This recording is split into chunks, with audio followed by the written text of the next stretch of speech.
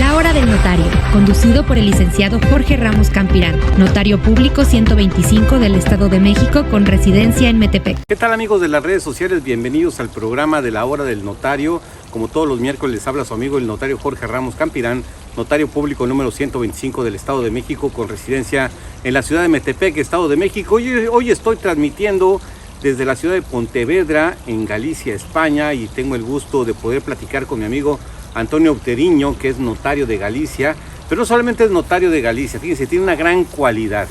También es mexicano porque se casó con una mexicana de Michoacán, de Morelia. Mi queridísimo Antonio, con el gusto de volver a verte. Qué gusto, tiene 5 años que nos vimos cuando estuve por acá en Galicia, de nueva cuenta con María Isabel Logro, que era la decana del Colegio de Notarios de Galicia, con Isidoro Antonio Calvo Vidal, con Juan Rúa, bueno, con muchos amigos, con muchos compañeros que son notarios de Galicia. Por cierto, con Juan Rúa lo voy a ver el próximo viernes, me va a acompañar a caminar aquí, que ando de peregrino del Camino de Santiago. Hoy me vine a caminar por el camino portugués, que sale de Lisboa. Yo lo tomé en una ciudad que se llama Tui, pasé por Redondela, de Redondela me vine hoy para Pontevedra y había quedado con Antonio de poder vernos para cenar. Pero hoy decidimos también hacerles un programa a ustedes, hablándole del derecho de familia, un derecho comparado de España y México. Antonio, de veras con el gusto de poder verte de nueva cuenta. Ya un ratito que no nos veíamos. Lo mismo digo, bueno, primero que nada, muchísimas gracias. En segundo lugar, importante también, me saludas por favor a mi compañero Antonio Rúa, que hace mucho que no lo veo como consecuencia de la pandemia. Y encantadísimo de verte. La verdad, tuvimos ocasión de vernos hace, pues yo creo que en 2016. Ya hace un montón de años, como consecuencia de un encuentro entre notarios mexicanos y notarios gallegos, notarios españoles, pues bueno, para intentar poner puntos en común, sobre todo como consecuencia de las relaciones personales que existen entre muchos ciudadanos españoles y ciudadanos mexicanos, y a partir de ahí, pues bueno, surgió esta maravillosa relación, que yo espero que dure muchísimos años.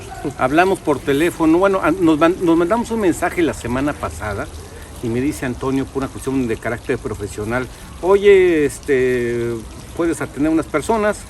Y le dije, oye, casualmente voy a andar por Galicia. Y me dijo, no, pues yo vivo en Pontevedra, nos vemos. Y bueno, pues ahora por eso estamos acá. Estamos transmitiendo en el Parador Nacional una imagen preciosa del lugar. Está padrísimo acá, para que me entiendan en el lenguaje mexicano. Pero bueno, pues muchas gracias, mi queridísimo Antonio. Oye, vamos a platicarle un poco a las personas acerca de el derecho de familia comparado con España, que es que es la patria potestad, cuestiones que tienen que ver con la protección de los menores, derechos de los niños, de la infancia, los derechos de los niños. Sí. ¿Cómo ves? Lo veo estupendo. Mira, vamos a ver. Yo creo que la base, el punto de partida de nuestra legislación, y presupongo que de la legislación mexicana, es la normativa internacional, la Convención de Derechos del Niño, ¿de acuerdo?, del año 1989, que es un poco la que contempla todas las consideraciones y todos los principios básicos que deben regirse en el desarrollo de normas y posteriormente en la aplicación de las normas que hacen pues, los jueces, los notarios o todas las autoridades públicas, los policías, en relación a los menores, ¿de acuerdo? En esencia, aquí en España podríamos decir que hay muchísimas normas relativas a menores, pero particularmente está la Ley Orgánica de Protección del Menor, de Protección Jurídica del Menor, igualmente la Ley Penal del Menor, que vienen a establecer ciertas particularidades en materia tanto de derechos fundamentales, de derechos humanos, ¿de acuerdo? Pues el derecho a la intimidad, a la vida y demás, pero adaptados en este caso a las necesidades propias de los menores, e igualmente las cuestiones penales, en este caso de los posibles o hipotéticos delitos que pueda cometer un menor. Yo creo que todo eso lo refleja muy bien, en este caso, la normativa y particularmente una organización, una agencia de Naciones Unidas, que es UNICEF, que es la Agencia de Naciones Unidas para la Protección de la Infancia, ¿de acuerdo? Donde viene a establecer o viene a resumir toda esa normativa como en 4 principios. Estos 4 principios serían, en primer lugar, el principio de no discriminación, es decir, no se debe discriminar a ningún menor por razón de nacimiento, de raza, de sexo, de religión, de opinión, etc. En segundo lugar, el derecho a la vida y derecho al pleno desarrollo. Lógicamente los menores no solamente tienen derecho a vivir o a sobrevivir, sino que tienen derecho a desarrollarse, y dentro de esto se incluiría también el derecho a la educación de los menores, ¿de acuerdo? Igualmente tendríamos el principio del interés superior del menor, es decir, siempre que haya que tomar alguna decisión por algún tipo de autoridad o funcionario en una situación en la que estén interesados menores o en la que intervengan menores, debe siempre ponderarse, ponerse por encima de los demás principios, el interés del menor. Y en último lugar también la cuestión relativa a ser escuchados. A partir de una cierta edad se entiende, se presume, bueno, de hecho es así para los que somos padres, ¿no? Que lo vemos en nuestros hijos, que los niños ya tienen una cierta capacidad, una cierta criterio y por tanto deben ser escuchados para tomar decisiones que les afecten. El ejemplo más típico es en materia de patria potestad, si existe un divorcio, con quién te quedas, con el papá o con la mamá, a partir de 12 años el juez tiene la obligación de escuchar al menor. No es una opción para el juez, sino que es una obligación, por ejemplo, a partir de los 12 años. A partir de los 12 años. Es una obligación, sí. Igual en México creo que es similar el tema. Oye, platicábamos acerca de este debate que existe en España de la cachetada educativa, ¿cómo es? Efectivamente. Bueno, vamos a ver, hace años, ¿de acuerdo? Una modificación legislativa donde se vino a suprimir un artículo del Código Civil que decía que los padres podrán corregir razonable y moderadamente a los hijos. Este artículo estaba pensado un poco para ese cachete educativo que el padre le da a su hijo, pues cuando se porta mal, cuando tiene un berrinche, cuando no quiere hacer caso, en fin, lo dicho, cualquier persona que sea padre sabe de lo que estoy hablando. Entonces, digamos que se suprimió de la legislación.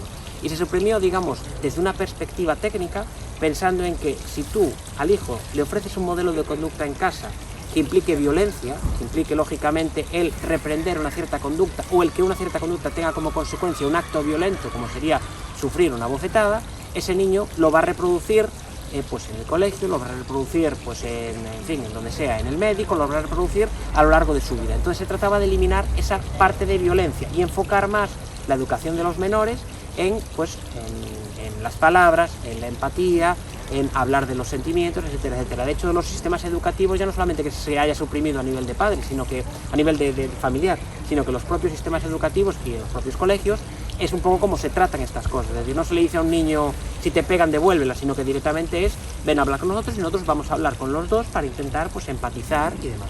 No obstante, bueno, cuando salió ese asunto, esa modificación legislativa, hubo bastante polémica y de hecho yo recuerdo una serie cómica aquí en España que la situación era más o menos como que la mamá pegaba al niño, y entonces el niño decía, pero mamá, no me puedes pegar porque ya no hay cachete educativo.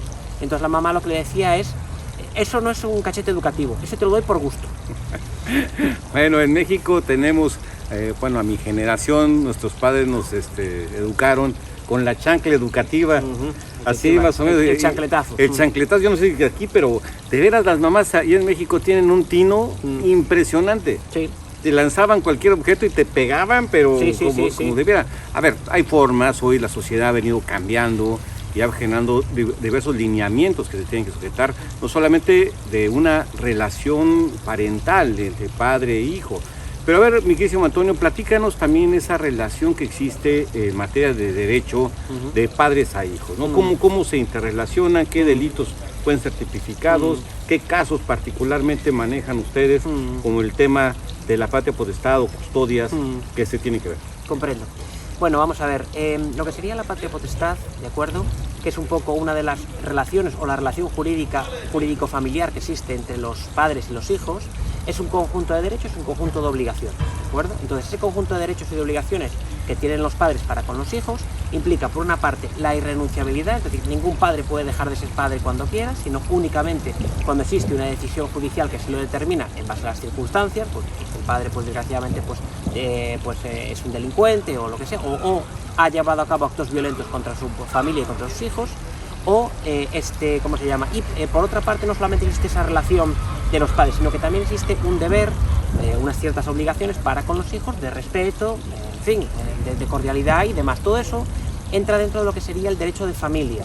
¿Qué es lo que pasa? El derecho de familia se caracteriza, por lo menos en España y supongo que en la mayor parte de legislaciones semejantes a la española, se caracteriza por ser normas de carácter moral. Es decir, es una frase que viene a resumir que los hijos pues deben respetar a los padres, pero en ningún momento viene a establecer ningún tipo de sanción ni ningún tipo de, falta o pena como consecuencia de que el hijo no escuche o no obedezca a los padres, ¿de acuerdo? Eso sería, digamos, en el ámbito civil, donde los padres cuidan de los hijos, no solamente porque lo dice la naturaleza, sino porque es así legalmente, y además, digamos, tienen una serie de deberes, pues, de dispensar un trato cordial a los hijos, de no violencia, de administrar sus bienes si los tuvieran, con la diligencia debida, etcétera, etcétera, etcétera, ¿de acuerdo? Aquí entiendo que también la patria potestad se pierde por algún delito, no solamente criminal, Sí. sino por abuso de menor, Podría darse el caso. por sí. no pago de pensión. Pues la verdad es que los casos concretos no sabría decirte cuáles son todos, pero sí, efectivamente,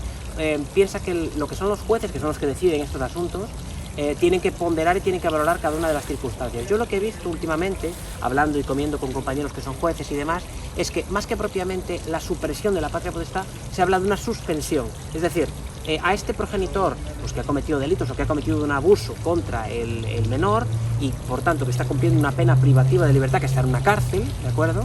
Lo que se hace es que se suspende la patria potestad para que todos aquellos consentimientos que tienen que pasar por ahí, pues por ejemplo para una operación médica para el menor, no tengan que tomarse con un progenitor que está en prisión, que no tenga que ir el médico a pedir el consentimiento a la prisión. ¿De acuerdo? Se habla más propiamente de privación, se habla de suspensión. ¿De acuerdo? Pero sí, efectivamente se pueden dar por Pero también hay pérdida. También hay pérdida, sí. Y suspensión es temporal. Sí, ¿qué es lo que pasa?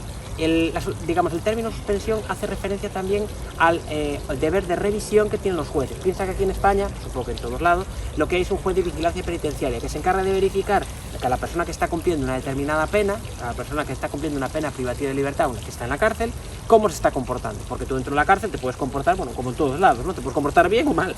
Entonces, si tú verdaderamente eres un preso modelo que está haciendo lo posible por integrarse y por simplemente cumplir tu condena y pagar tus errores, en principio puede haber una mayor tendencia al juez que se encarga de vigilar eso, no solamente de que te saque de la cárcel con un tercer grado, ¿no? Sino que además que te reintegre una parte o toda la patria potestad. Digamos que haya un control adaptándose a cada uno de los momentos, ¿no? Es un poco un continuo. Estamos transmitiendo desde Pontevedra, aquí en el Parador Nacional, con mi amigo Antonio Outeriño, que es notario de Galicia. Hoy, por cierto, pasé por Arcade, fíjate, mi queridísimo Antonio. Ahí tienes tu oficina, ¿no? Efectivamente. Yo soy el notario de Ponte Caldelas, que es un pueblito que está, digamos, en el interior. No obstante, la notaría de Ponte Caldelas tiene además un despacho auxiliar en Arcade, que está, digamos, en medio pues, de lo que sería el Camino de Santiago, el camino portugués que discurre desde el norte de Portugal, desde Tui, donde aquí lo tomó mi compañero, hasta, bueno, pues hasta Santiago de Compostela. Y entre ellos pasaría por Arcade, seguro que vamos, estuviste a 10 metros de mi despacho, seguro. No, pasé por ahí, por Arcade, y me llamó mucho el nombre Arcada, como la Arcadia. Pero bueno, ese es otro tema. Hoy vamos a ver, Antonio, nomás para que lo pudiéramos aterrizar. ¿Qué otras responsabilidades tienen los notarios en España que tengan que ver con procedimientos que anteriormente se llevaban ante juzgados? Recientemente ha existido, se ha promulgado una ley, que es la Ley de Jurisdicción Voluntaria, donde lo que ha pretendido es descargar a los juzgados de trabajo. Aquí en España los juzgados están muy saturados. ¿Eso qué implica? Implica que cualquier procedimiento, cualquier autorización, por ejemplo, que un menor vaya a heredar en ciertas circunstancias, puede requerir autorización judicial. Entonces no es lo mismo que esa autorización se preste en 15 días o en un mes o que se preste en un año, porque lógicamente esa demora de un año demora todo el trámite para que ese menor pueda heredar. Entonces, ¿qué es lo que ocurre? Que como consecuencia de esa saturación, volviendo otra vez a como he comenzado, existen una serie de expedientes que se han trasladado directamente a las notarías o se han trasladado a varias instituciones, por ejemplo, se mantienen en el juzgado y en las notarías. Entonces, el cliente es el que puede elegir una vía u otra. Por ejemplo, en el ámbito sucesorio, todo lo que sería, digamos, los fallecimientos ab intestato, es decir, cuando una persona fallece sin testamento, se dice que fallece ab intestato, para solucionar esa herencia y atribuir los bienes a quien corresponda, ¿de acuerdo? Es necesario llevar a cabo un trámite que se llama Acta de Declaración de Herederos ab intestato, que originariamente la realizaban los jueces y al cabo de los años, particularmente desde el año 2015, la realizamos directamente nosotros, los notarios. Por ejemplo, eso hacemos en México igual. Bueno, al menos en el Estado de México hacemos procedimientos no contenciosos que tienen que ver con las sucesiones intestamentarias cuando no hay testamento, y también con sucesiones testamentarias cuando hay una disposición de alguna manera otorgada por el propio testador. Oye, háblanos, porque es un tema interesante, de la legítima. ¿Cómo funciona la legítima? ¿Cómo no? Mira, la legítima no es más que aquel derecho que tienen ciertas personas, ciertos parientes del difunto, dentro de la herencia. Dicho de una manera más sencilla, es el derecho que suelen tener los hijos y la esposa, depende de la comunidad autónoma en la que estemos, a veces también los padres, pero aquí en Galicia serían los hijos y la esposa, a recibir ciertas cosas en la herencia del difunto. Es decir, ¿hasta qué porcentaje? Exacto, a ello voy. Lo que serían los hijos tienen derecho al 25%. Y lo que sería la esposa tiene derecho al usufructo del 25%. ¿Eso qué quiere decir? que tenemos que detenernos un momento en lo que sería la naturaleza jurídica, porque no es el 25% de todo, sino que es una especie de derecho de crédito del 25% del valor de todo. Es decir, si una persona cuando fallece deja las 3 Cs, casa, coche y cuentas, ¿vale? Y todo eso suma 100.000 euros, ¿de acuerdo? Los hijos tienen derecho a recibir 25.000, ¿vale? El 25%. Pero no una cuarta parte de cada uno, sino que esos 25.000 se pueden pagar con una casa, con dinero en las cuentas, con acciones, con lo que sea, digamos, con el acuerdo al que lleguen. Pero no implica necesariamente la titularidad de una cuarta parte de cada una de las cosas que hay en la herencia. Lo cual simplifica mucho porque el heredero, el que sea, imagínate que el señor tuvo hijos pero le dejó todo a una institución benéfica. Esa institución benéfica es la que tiene que cumplir con la legítima, pero es la que va a heredar y la que tiene que hacer y la que puede hacer todo. A ver, entiendo, una persona puede hacer su testamento y en ese testamento hará una disposición clara y perfecta de sus bienes solamente respecto de un porcentaje. No, lo hace de todo. ¿Qué es lo que pasa? Que, digamos, dentro de ese traslado de voluntad que hace el cliente, cuando el cliente viene y te dice que quiere dejárselo todo a fulano o a quien sea o a tal institución, tú lo que tienes que hacerle ver es que él no puede disponer del 100%, sino que hay una parte de la que no puede disponer. ¿Qué es lo que pasa? Que claro, cuando te viene y te dice que quiere dejar herederos a sus hijos, ya está cumpliendo la legítima. Entonces no es necesario mencionar específicamente la legítima por otro lado. Pero cuando es distinto, sí tienes que garantizarle. Claro, exactamente. Por ponerte un ejemplo muy sencillo, en el ámbito familiar sin que sea nada raro. Si tú quieres dejar heredero a tu esposa porque dices, mira, mis hijos son mayores de edad, tienen trabajos, tienen dinero y tienen sus casas, no necesitan nada. Cuando yo me muera, quien lo va a necesitar va a ser mi esposa. Entonces lo dejo todo a ella. No hay ningún problema, se puede hacer. ¿Qué es lo que pasa? El testamento lo que tiene que decir es respeto, o es voluntad del testador respetar la legítima de los descendientes, ¿de acuerdo? Y le heredera a mi esposa. Y normalmente lo que se hace es, y sustituto los hijos, de tal forma que si yo cuando me he muerto, mi esposa ya ha fallecido, no va a heredar mi esposa porque ya está en la gloria, lógicamente no puede venir a heredar, sino que heredarían los hijos por partes iguales, que es una situación tremendamente común y típica que se da en mi despacho. La legítima en materia sucesoria acá en España. A ver, mi pregunta es, por lo que entiendo, este tema de esta figura jurídica que se denomina la legítima en una sucesión, es que también pueden heredar aunque sea un hijo malagradecido. Sí. No me digas. Esa es una cuestión, sí, efectivamente. O sea, si el hijo pues abusó, pegó, lastimó. Claro. Ahí entra la figura de la desheredación, la posibilidad que tiene el testador de privar de la legítima al hijo descendiente, al legitimario. ¿Qué pasa? Solamente se da en ciertos casos, ¿vale? No puede ser, como no me llama, lo quiero desheredar. No, eso no existe, ¿vale? Porque eso se llama falta... Que eso sucede mucho por acá, ¿no? Sí. Hay gente que dice, como no viene a verme, pues yo lo quiero desheredar. La ley gallega, hablando del derecho de Galicia, no contempla esa causa. Sí la contempla, por ejemplo, el derecho catalán. Falta de relación personal, causa de desheredación. Entonces, si mi hijo no me llama, yo lo desheredo. En derecho catalán ¿Así se puede? Sí, en Cataluña sí. Pero en cambio en derecho gallego no. En derecho gallego únicamente por haber maltratado de obra o injuriado gravemente de palabra. Pero claro, partimos de la base de que, bueno, para una correcta acreditación del maltrato de obra debería haber o testigos o incluso a lo mejor actuaciones policiales, porque a mí si alguien me pega yo me voy a la policía. Entonces, bueno, ya tendría que haber más documentación. Y también la posibilidad de negar alimentos. Es decir, si yo, ¿de acuerdo?, estoy pasando necesidad y no tengo dinero para comprar alimentos y no puedo alimentarme, yo le puedo pedir a mis hijos que me echen una mano. Y si mis hijos deciden no ayudarme, entonces yo ahí los puedo desheredar.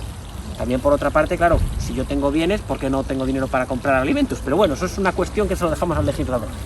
Bueno, pues un tema, ¿no? Un tema yo creo que también de avanzada. Sí. Hay gente muy mayor por acá. Sí. Galicia es una comunidad autónoma tremendamente avejentada, hay mucha gente mayor. Y claro, el tema es que yo con lo que me encuentro no es tanto a veces de no poder cumplir la legítima, sino que a los hijos, entre comillas, les da igual porque viven en Suiza o viven en emigrados en México y aquí el señor o la señora los está cuidando un vecino o una vecina. Entonces digamos que él quiere querer dejarle todo a la persona que los está cuidando, legítimamente. ¿Se puede? Sí.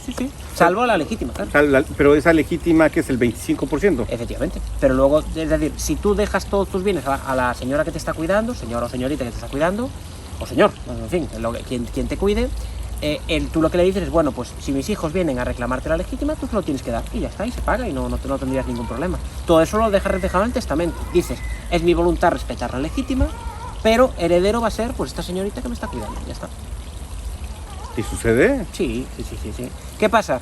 Que bueno, hay hijos tremendamente pacíficos que saben lo que hay, y lo dicho, que viven emigrados, tienen sus trabajos y no vienen a ver a los abuelos o a los padres. pero hay hijos que no se lo toman tan bien, claro, y que luego acaban en pleito, sí, claro. Bueno, Sí. ¿Qué otras actividades hace el notario? Sé que también pueden casar, ¿no? Efectivamente, a partir de la ley de jurisdicción voluntaria podemos casar y podemos divorciar, podemos hacer prácticamente de todo. O sea, venden el paquete completo. Paquete completo, sí, sí, sí. De hecho, recientemente, fíjate que el junio del año pasado, o sea, hace nada, hace 6 meses, bueno, ahora casi un año, en 2021 se estableció la posibilidad de que podamos tramitar el expediente matrimonial. Es decir, lo que sería el matrimonio es el famoso si quiero, ¿no? El consentimiento matrimonial. Pero antes de eso tiene que haber un expediente donde se verifique que las personas pueden casarse. Entonces, ese A ver, está expediente, interesante cómo está ese tema. claro, ese expediente originariamente lo tramitaban los registros civiles y desde el año pasado ya lo podemos tramitar nosotros los notarios. Entonces, 2 personas que entran por tu puerta, tú le puedes hacer todo el expediente, el consentimiento matrimonial, las capitulaciones, por si quieren pactar separación de bienes o lo que quieran, y bueno, y si llegado el caso, pues el divorcio, claro. O sea, es un preconvenio, el matrimonio, que es un contrato, y después vendes todo el paquete completo. Sí, si a la gente gusta, por supuesto. Yo, hombre, espero no llegar al divorcio. Yo a la gente les digo que, hombre, que yo espero no divorciarlos, pero bueno, que si no, que ahí estoy, claro. En México solamente, bueno, al menos en el Estado de México, ya puedes también hacer el divorcio notarial, fíjate. Y también tiene que haber una condición, que no haya hijos. Que no haya menores. Que no haya menores de edad. Mm. Y con eso es suficiente, ¿eh? Y además también algunas condiciones que también se ven ahí en México, que el menor pueda estar con algún incapacitado o algo así.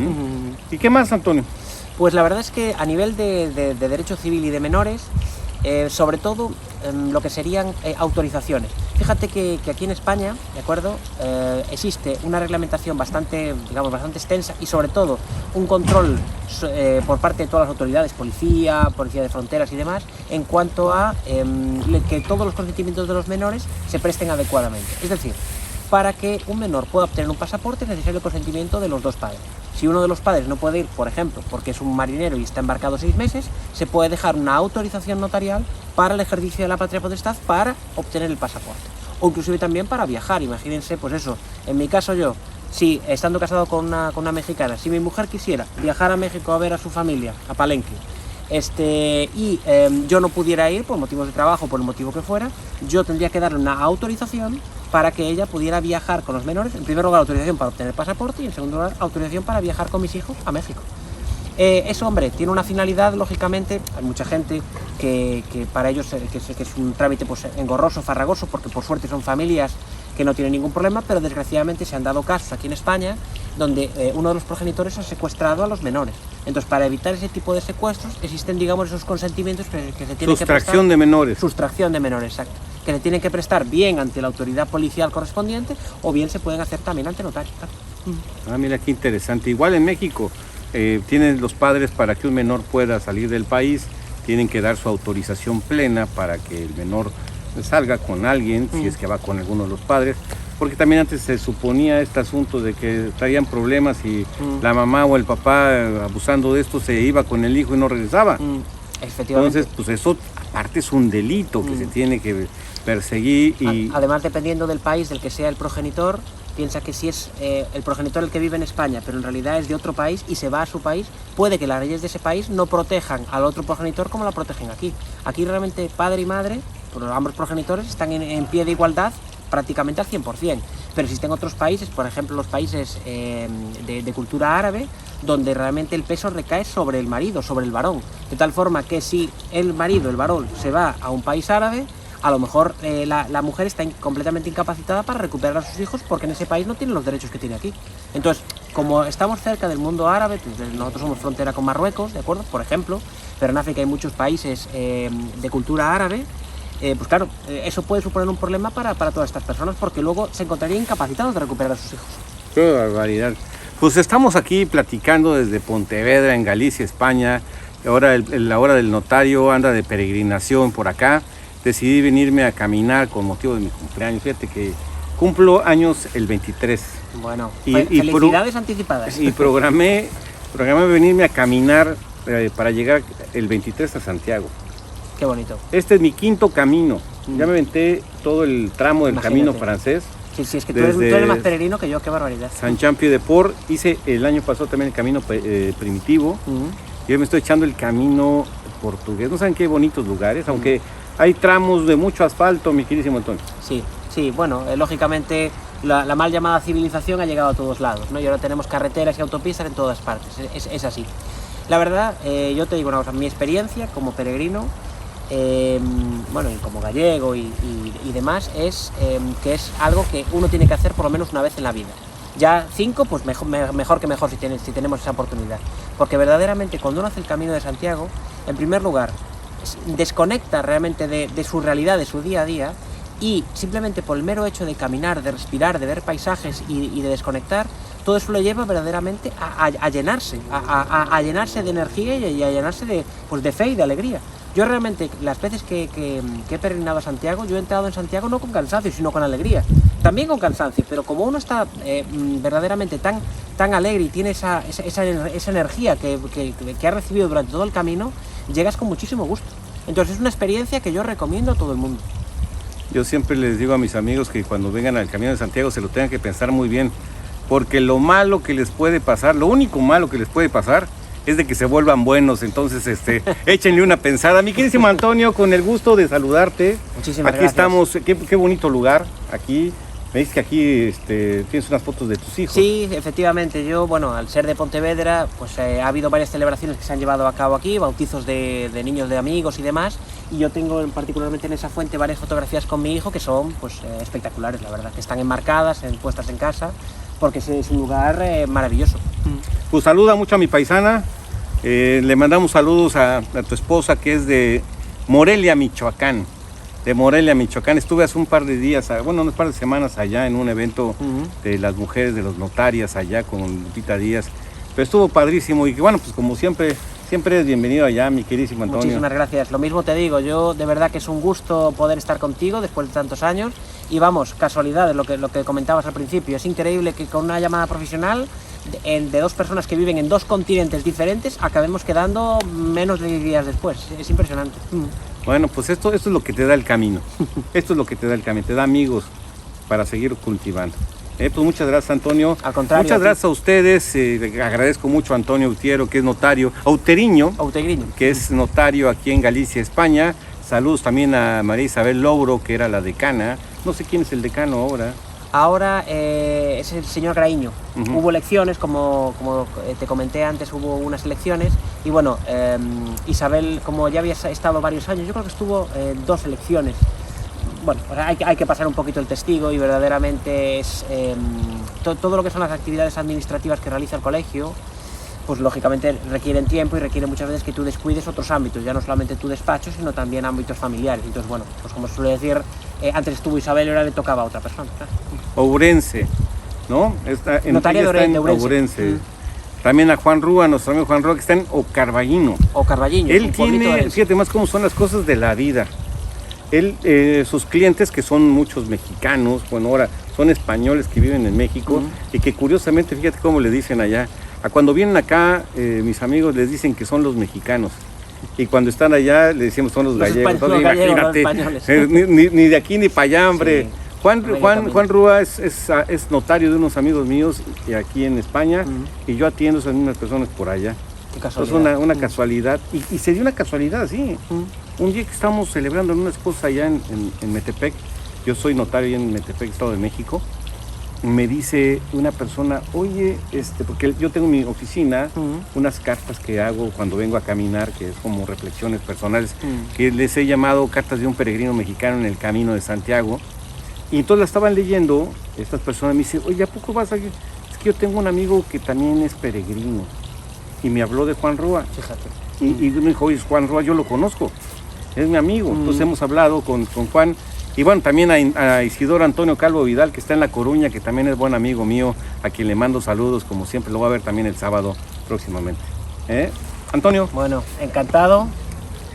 Encantado de poder platicar contigo aquí en Pontevedra, Galicia, España. Y muchas gracias a usted por acompañarnos en este programa de información jurídica y servicio social, a lo que le he llamado un manual de primeros auxilios del derecho. Muchas gracias, como todos los miércoles. Les habló su amigo el notario Jorge Ramos Campirán, notario 125 del Estado de México, con residencia en Metepec, peregrinando en el Camino de Santiago. Sigamos caminando por el camino de la vida. Que tenga usted una excelente tarde. Hasta luego.